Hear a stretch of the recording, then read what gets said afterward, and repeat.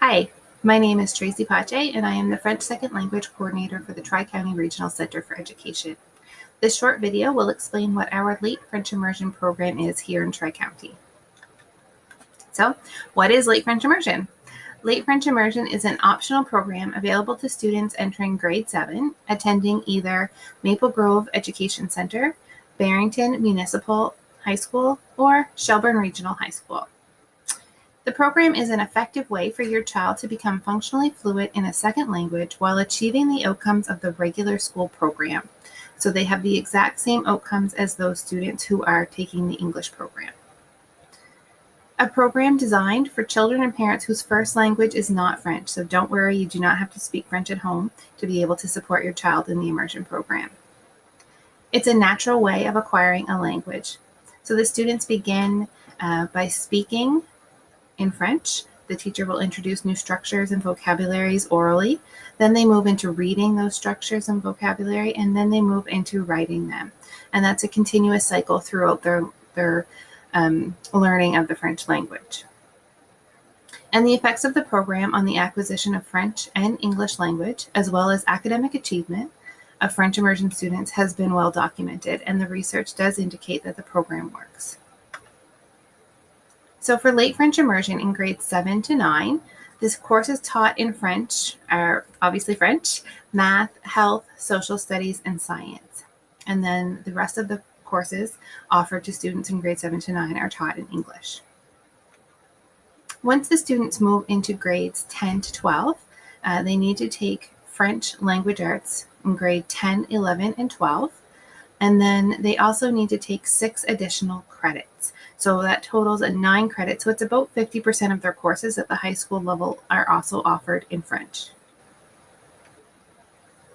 The immersion programs in Canada offer to Anglophone and Allophone students a bilingual and intercultural education based on 4 main objectives.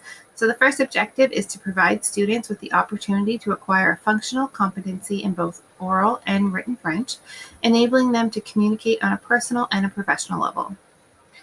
To ensure a normal development of oral and written English skills. To ensure proper learning in the subject areas taught in French and in English, and allow a normal cognitive and emotional development. And lastly, to further a better understanding of the culture of the French Canadians and Francophones in general, while developing an interest in and respect for his or her own culture.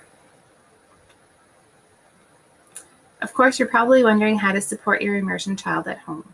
So there must be a shared commitment on the part of the parent and guardian and the student. A great deal of patience and support is needed, especially in the early stages. So we know that when they're entering grade 7 and they're going into a new program with new classmates, it's a little scary, and the teacher is speaking in French mostly the entire time. They're trying to use actions and gestures and pictures to try and help support those students. So it's a little bit frustrating for the students. And in the first month, students will sometimes experience some frustrations. They'll be scared, they'll be nervous, they'll think that they won't get it. But what happens is, as long as we support them and we're able to keep them in the program, it seems like once they're in a couple of months, something just clicks and they're able to keep on going with the program, and they're happy that they stayed in the program. So the immersion programs are designed for students and parents who do not speak French. So don't worry. Like I said earlier, it's okay if you do not speak French in the home. There is often a question about homework, however. So how do I support my child at home when I don't speak French and the homework is coming home in French? So in general, homework is only sent home with students as a practice component. So students would have already received the instruction in school. So homework that goes home isn't new concepts. So it should be a practice time for students of something that they've already worked on in class with their teacher. Also, you can always ask questions to your child in English to get them to explain kind of what they understand about the homework, and then you can talk to them about it that way. So sometimes the immersion program just doesn't seem like the right fit for the student. And possibly the parents and guardians and the student might be considering changing programs, so leaving the immersion program and entering the English program. So first of all, there's a lot of interventions that can go in place to support the child in the immersion program before we would maybe make this decision. But if this is a decision to remove a child from the immersion program, it should be a team decision. And so that would involve the student, the immersion teacher, the principal, parents, guardians, the resource team, and sometimes the French coordinator.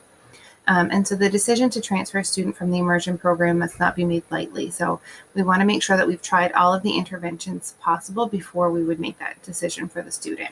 And Mireille Doucette will speak about that in a few minutes, some more of the interventions possible.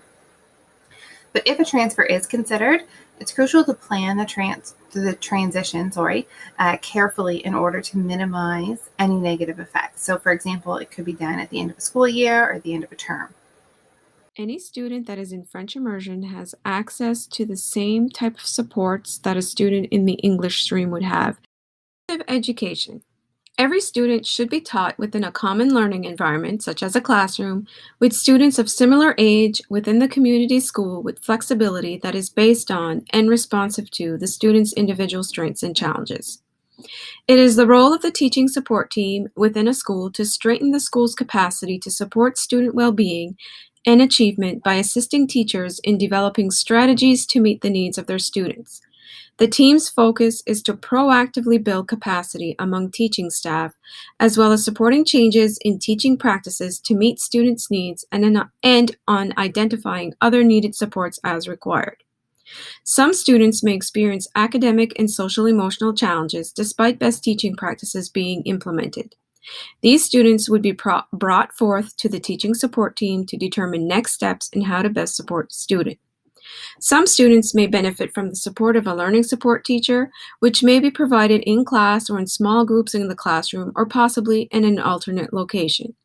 Students may require additional supports to help them succeed, such as adaptations or an IPP.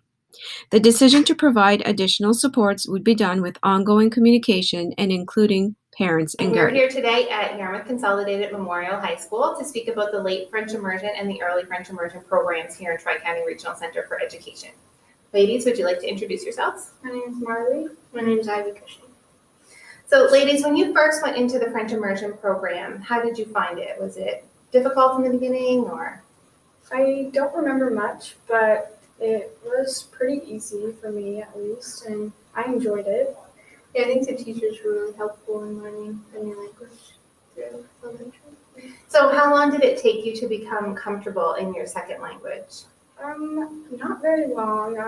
It's hard to explain, but you get very comfortable because you're often with the same people when you grow up, because there's not a lot of different French classes. But yeah, we got into the flow of things pretty easily.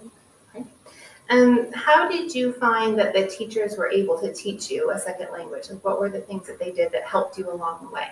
When we were first learning the language, it was definitely a lot of visual things that were very helpful and stuff like that. Yeah, I remember in some grades we had like on the wall there'd be pictures of like things like apples, dogs, and they'd have the word in French below it, so stuff like that was really helpful in learning. Okay. What do you think the benefits are of taking the French immersion program? There's a lot of opportunities when you get older and you're going to university. And it's good to be able to talk to people in a different language. Yeah, I think it's probably really helpful for jobs because then you can talk to clients in 2 languages and you can probably look better on stuff resumes. If you were speaking to somebody going into French immersion or thinking about going into French immersion, what would you tell that student? It's a very good learning experience, and you get to do lots of fun things too and make a lot of good friends. Yeah, I think it could really benefit your career, and then growing up with the same people often is really helpful. My name is Suzanne Donchema, and I teach at BMHS, and I'm the grade 7 late French immersion teacher. I teach also grades 8 to 12. This is my 8th year of teaching. Late French immersion is a very interesting program. Students' knowledge of French language is not very extensive when they start at the beginning, but we start very basic and we do a lot of oral language activities. We use a neuro-linguistic approach, which is a research-based approach to learning a second language that is used in many different places all over the world. We practice language structures, and we use those structures in many different activities, rather oral, reading, and writing. We also do some reading and writing activities in the beginning, but we progress throughout the year. And a lot of students are really nervous in the beginning. French immersion is new for them. They usually don't speak a lot of French in the beginning. They have a basic knowledge, but not a whole lot. So we are a very supportive environment. Students are encouraged to learn and to speak at their own pace. Generally, I start to notice more confidence and ability by late November, and a huge difference by Christmas time. At this point, we continue to develop their language skills, their reading and their writing skills, and we progress. But by March break, students can converse with me and their other French immersion teachers. So I strongly suggest considering this program for your student. Hi, my name is Jared Purdy, Director of Programs and Student Services for Tri-County Regional Center for Education. The French Immersion program has played a large role throughout my life and continues to hold a special place both personally and professionally.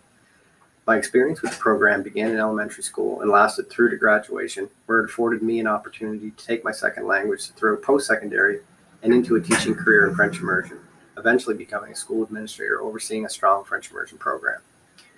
The benefits of French immersion and in students acquiring a second language are immense, with so many doors opening up in the future as a result.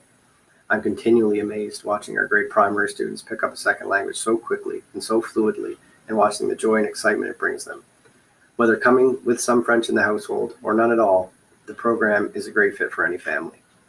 Whether it's opening doors to future success or simply the excitement of learning a second language, I encourage all of our families to consider this amazing opportunity for their child. The experience has come full circle for me, as I'm now watching my two little girls acquire French as a second language, and having full conversations with them in French at such a young age is pretty special. Merci beaucoup. To register your child for the Late French Immersion program at either Maple Grove Education Center, Barrington Municipal High School, or Shelburne Regional High School, please call your school directly. The registration deadline is February 1st.